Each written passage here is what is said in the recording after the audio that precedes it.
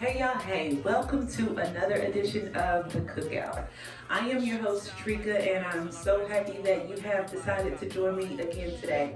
So today we're gonna switch it up a little bit. Today we're gonna lean more into the hip hop culture, which is a part of what this channel is about. It is about black culture, and hip hop is a big part of that.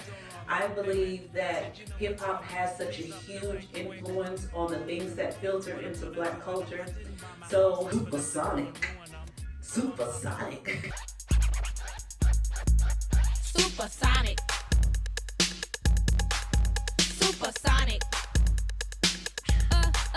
Yeah, it's finally my turn to rock the mic because my devastating beats I know you will like. You see my beat box is fresh, it'll blow your mind. And if you don't like my beats, I'll go big in your behind. I am super excited about a new release for hip hop for multiple reasons. I am excited about the energy of what we are about to talk about. So, if you remember in previous episodes, yesterday's episode, I talked about Diddy Done It. And now that we saw 50's documentary about Diddy, and we knew, but we didn't know. Like Candace Owens would say, I know, but I don't know. So we knew, but we didn't know about Pac and Biggie and a lot of those other things. I think 50's documentary did a good job of going ahead and putting the nail in the coffin as far as the consciousness of the culture when it comes to Diddy. So I've been thinking about this from a spiritual standpoint, and I've been thinking about Diddy as the Antichrist. So I have been thinking about Diddy as the Antichrist archetype of the culture. What is an archetype? An archetype is an overarching personality trait, right? It is like the idea of something, like the idea of God itself is an archetype, because you imagine what this particular archetype's attributes are and the things that they do, and what, like a matriarch or a patriarch. So Diddy has spiritually presented the Antichrist archetype in our culture. And today I want to talk about someone that I feel presents the Christ archetype. And so this person I feels like is the antithesis to what Diddy was to the culture. The poison that Diddy has been to the culture, this person has always from day one been about supporting the culture, lifting up the culture, fighting back, resistance, sacrifices, longevity, calculation, and now resurrection. And we'll have to throw prophecy onto that, because he quite literally prophesied his death, burial, and resurrection in a spiritual form. And he got in a lot of trouble with a lot of people for being so ahead of his time. Who am I talking about? If you haven't figured it out by now, I am talking about Nas. So Nas has been doing his thing lately over the last couple of years in his 50s. He has shown that he has broken every stereotype and that he has fulfilled the things that he said. So in his 50s, he has gone on this run and gotten his first Grammy with Hit Boy, dropping 6 albums. Yes, you heard me. King's Disease 1, King's Disease 2, King's Disease 3, Magic 1, Magic 2, and Magic 3, all with Hit Boy. And it was an unprecedented run. And so his label, Mass Appeal, has rolled out a Legends rollout, right? Where he has reached out for the culture. He has started something where the hip hop legends, who we don't mention a lot in the background, the old schools who inspired them. Appeals put out a whole string of albums over the next couple of years with a lot of the legends. Slick Rick has a new one out. Right. Premier Nas got one coming out. So just keep an eye out on these new records, because there's a lot of OG rappers that's putting out good music projects out. I just want to shout them out too. That's a fact. Yeah, at some point I'd like to discuss how the older rappers seem to be kicking all the younger rappers' ass, And I think this might be the first time in hip hop history where that's a fact. Yeah, I'm not gonna lie. I Kicking ass listen on to what? rapping. I listen to a Quality. couple new albums from people who I like younger, maybe 20s, early 30s rappers on the way. I had 10 hours of road time this weekend. And then I put on Raekwon, which is a good album. It's not like some spectacular. It's solid. Yeah. But it was immediately apparent of like good rapping versus what today's version of good rapping is.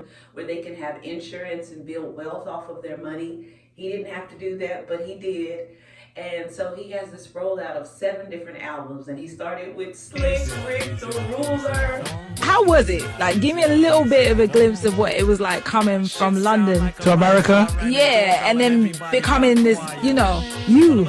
Well, the African American culture was so strong, overwhelming. You know what I mean? Because I was in England, we was listening to like Chubby Checker, Yep. little white stuff. You know what I mean? The Beatles, no diss. You know, the same thing, Harvest. Yeah. And then when we came to America, was exposed to this world, not only on music but TV too, like Shaft and Across 110th Street. It was very soulful, so I was exposed to a swag that I hadn't developed yet. I tried to incorporate all of it as much as you do. I was like from nerds, and they was like cool cats, and they was very blunt. The kids my age, they were very blunt with their conversation. They would talk blunt. It would be like, I was like, how are you doing today? This shop. I'm like, whoa. I was like, what in God? That Victory album, I love it. I love the visuals. He worked with Idris Elba on it. I think my favorite song on that album is Landlord. I love that Landlord on Slick Rick, where he's really talking about kind of what Nas was talking about in King's Disease. Like, you get to a certain level in your life and you transition with age, and then you have a new set of problems.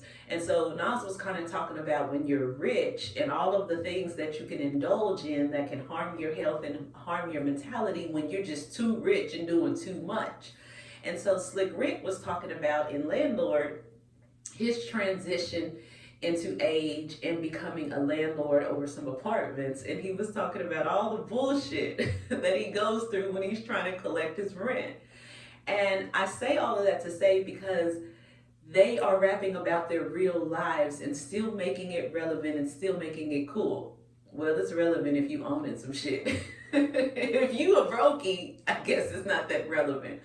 But they're showing you how you can age and progress. Who in their 50s or maybe even 60s, Slick Rick, is giving you bars about now being a landlord and what his daily life is like when he has to go collect rent and get all these excuses, especially when you're trying to help your own people.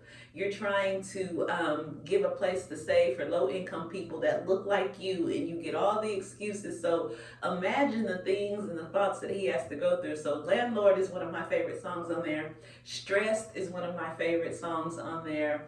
I did that, like posh behavior. Stuff it.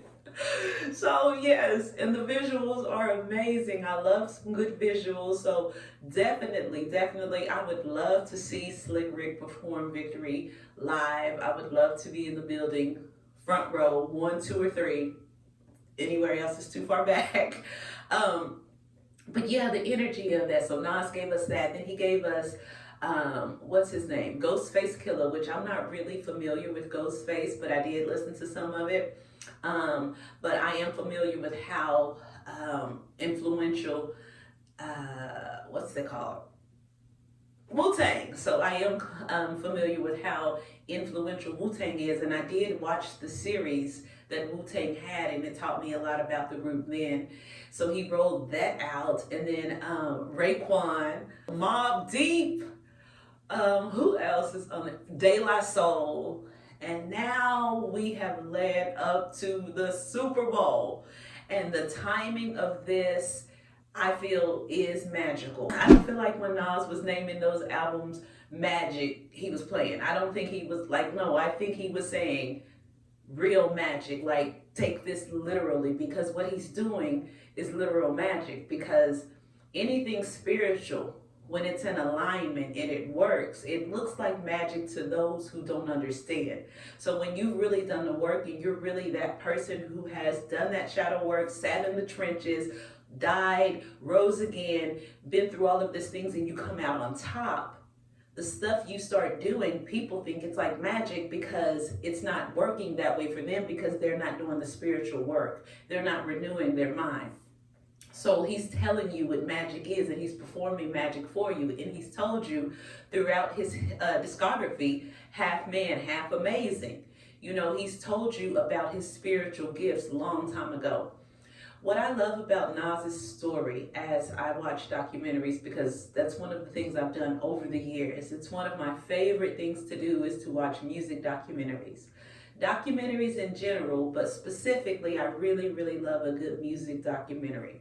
It could be a rock and roll artist, it can be a country artist, it can be a hip hop artist, it can be a soul, blues. I just love musical documentaries, and I love to see the life of musicians, because I know they are artists and I know they are creative, and I know that the world tries to do anything they can for creative people not to be able to pursue their dreams. And I know how hard that can be for someone to exist against all odds in their art. So I love seeing those stories and I love watching those. And so throughout the years, I've watched so many documentaries on Nas and getting online and researching things. And I just find it interesting that as I was researching, I would see a lot of things where people would comment online where there would be storyboards. I think it was Reddit, and they were talking about like what was Nas's life like in the streets. And it was like, was he gang banging? Was he doing these things? And so you have different answers. And if you listen to his music, he will tell you about his childhood, about the early robberies. And DJ Envy talked about how he rolled up on him on some fan shit and he pulled out on him. Like, he was telling you the truth of what he really was living. And then his brother as well was in the streets. And so I found it interesting that a lot of the people were commenting that Nas was kind of protected in the streets.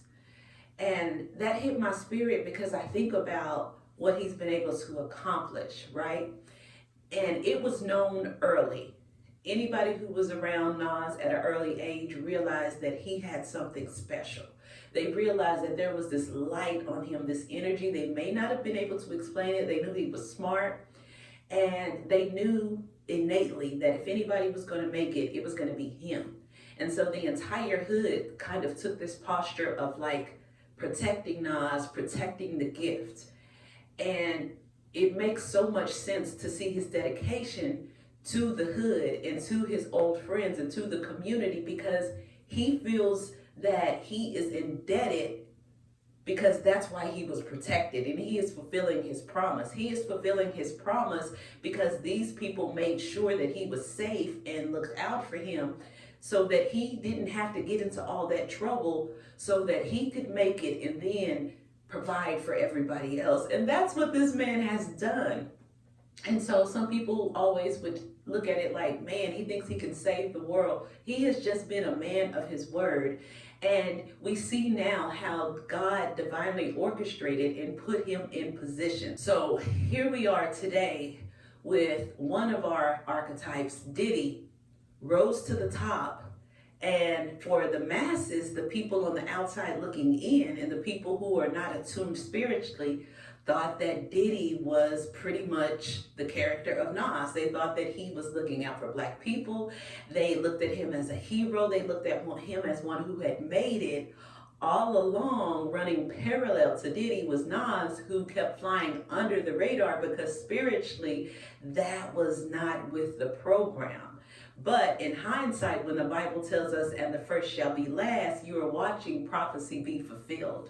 So in real time, with December 12th, Nas releasing the last project on this Legends album, just as the Diddy documentary has dropped, and the energy is now attuned into the hip hop frequency. He names it Light Years. He gets back with DJ Premier, a producer that everyone has this nostalgic feeling for, producer of Illmatic and others. And you have this perfect storm that has brewed, this perfect storm that is brewing. And I just want you to understand how the shift is taking place. So I was telling you yesterday that instead of focusing on Diddy, You can tip in, get the information, see what's going on, but don't absorb. Observe, but don't absorb. Take that energy and shift it to something else positive. And if you are a hip hop fan and if you are a fan of Black culture, the perfect thing for you to shift that focus to right now is your dude Nas. We are up. It is the Super Bowl and he is the star of the show and he is releasing Light Years December 12th.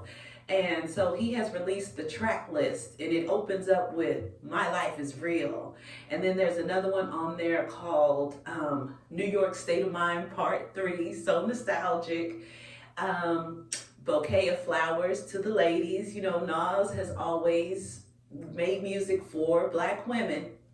I actually did a series on my TikTok page and I went through like 4 or 5 different videos. It was a lot, giving you clear examples of songs when Nas was speaking directly to Black women, whether it was women he was in a relationship or whether it was women in the community.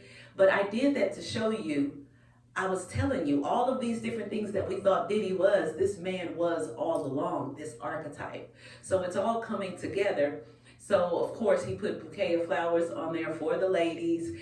There's a song called Sons that has to do with kings. I can't wait to see that. I have a son who is actually locked up. And when I try to comfort him and give him words of encouragement, he doesn't have a relationship with his dad. So sometimes I'm trying to think of like what to say to him. And I think to myself about One Love when Nas was writing to his friend who was incarcerated. So even today that impacts me as a Black woman because when I'm talking to my son, sometimes I think to myself, what would Nas say?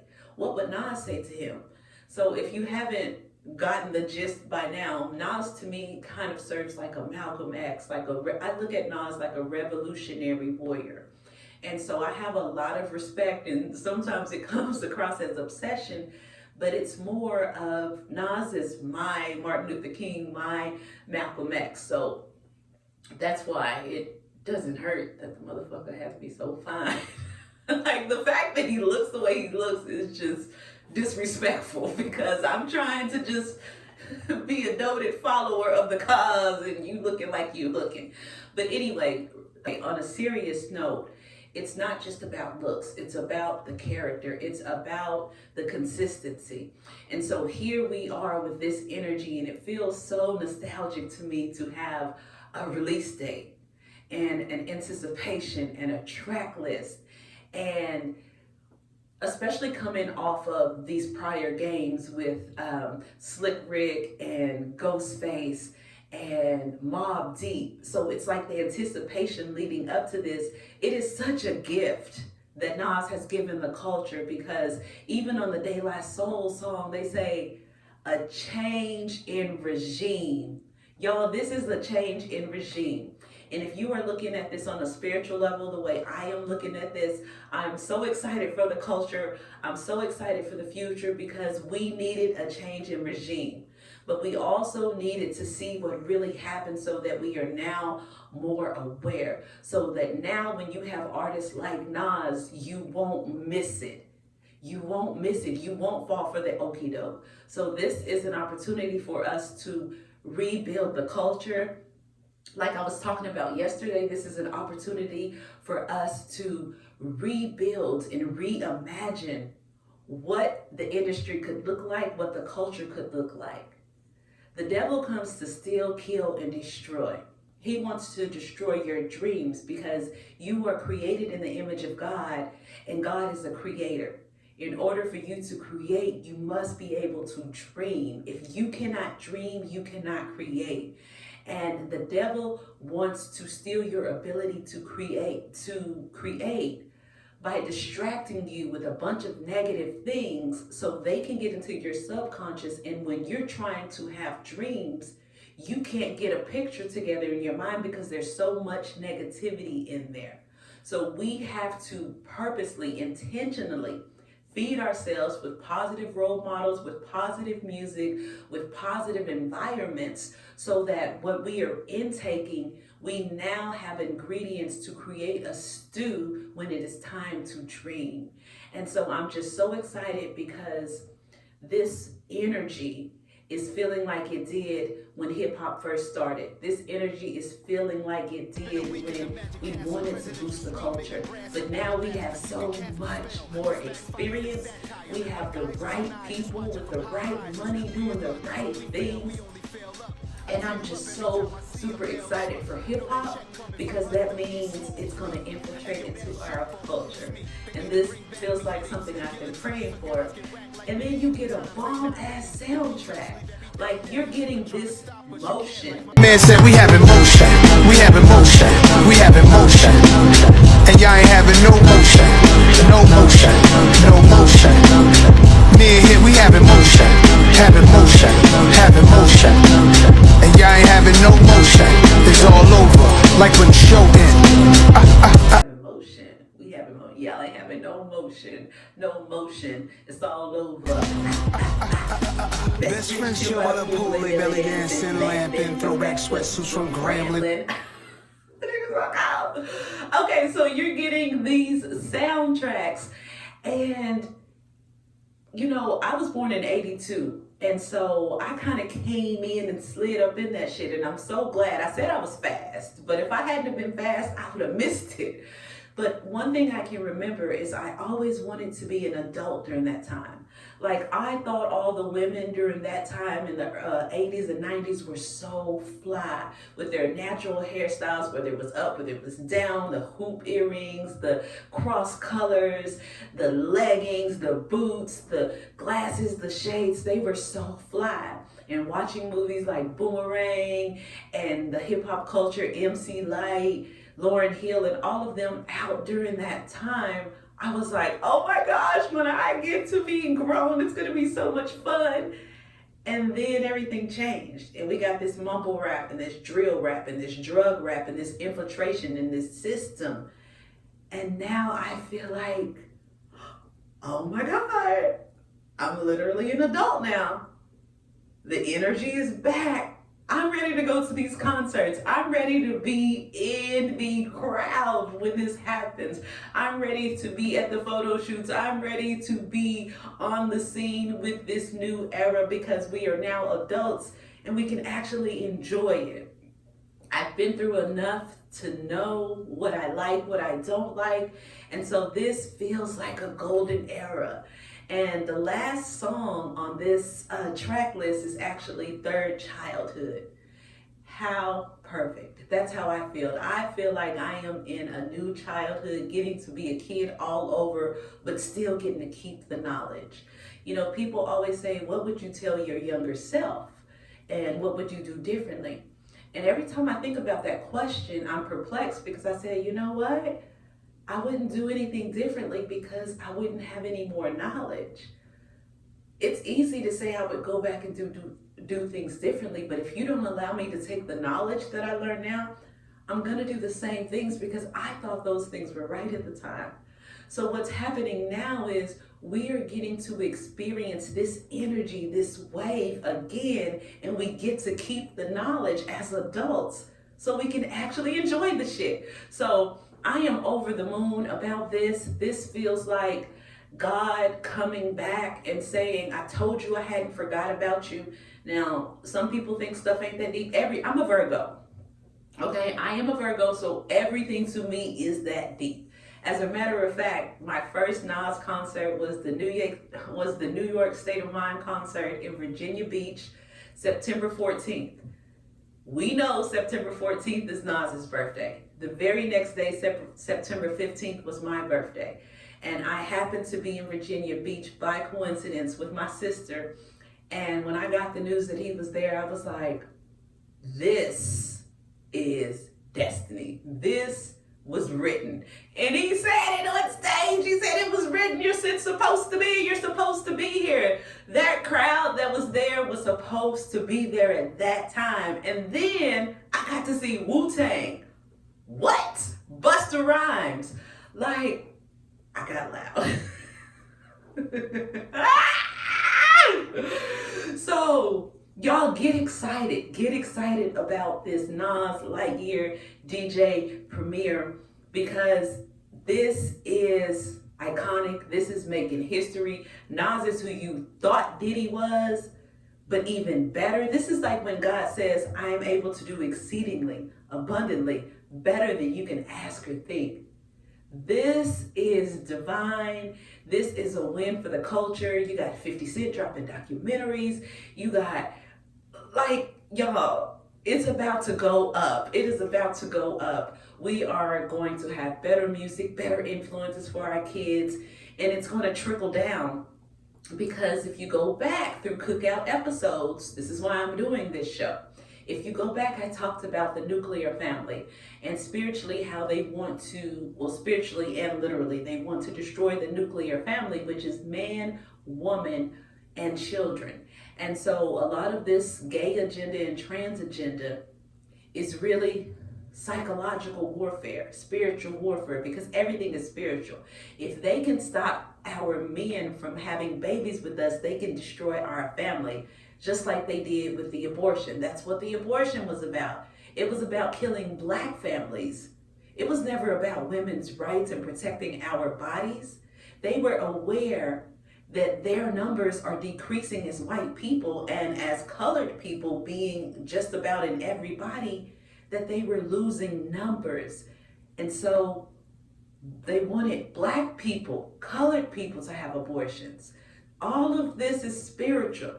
And so with us having this wave of the men, of the legends coming back, they are now restoring their position for the women to rise to the occasion with them. When the men get in alignment with their age, when they're doing age-appropriate things, and when they are actually evolving, then they can lead the family. So when you have the men aligning and the women aligning, y'all, this is what I was talking about. Go back and look at my episode. 2 episodes ago, I talked about the return of the divine feminine and what that means. So if you have a movement, a frequency, an energy right now where the divine feminine is being restored, and now running parallel to that, you have the masculine energy being restored. You have balance being restored, which is magic. This nigga was not playing with us. Y'all, this is magic, and don't miss it. Be on the right side of history. Don't get caught up in the distractions. Don't miss it. And that's what they say about the rapture. That's what the rapture is, the splitting of 2 worlds. You're either going to get on this new frequency, raise your vibration, cut out the bullshit, start being a respectable person, start moving with dignity, start being kind to people, and start wanting to help others more than you're trying to get something back. The golden rule is love. Do unto others as you would have them do unto you. It's all coming back to, it could all be so simple, but you'd rather make it hard. Stop making it hard. We're going back to the basics. The golden rule. Do unto others as you would have them do unto you. Y'all, I'm excited. Thank you for tuning in to this episode of The Cookout. Go look at the track list for Lightyears coming out this Friday. Go back and go through Nas's discography. He has an untitled album about America, and he has an I Am about the Pharaohs. He has Street Disciples about, like, the writing is on the wall. This man cannot be denied. He is who he said he was, always has been, never switched up, and we need to put some respect on his name. Nasir bin Oludara Jones, thank you from the culture. Thank you from me. And I am so excited of how this is going to trickle down into the culture. And I'm excited for us to rebuild. Until next time, I'll see you again on The Cookout. For trying to stop us, you can't. Like my man said, we have emotion. We have emotion. We have emotion. And y'all ain't having no motion. No motion. No motion. Me and here, we have emotion. Have emotion. Have emotion. And y'all ain't having no motion. It's all over. Like when the show ends.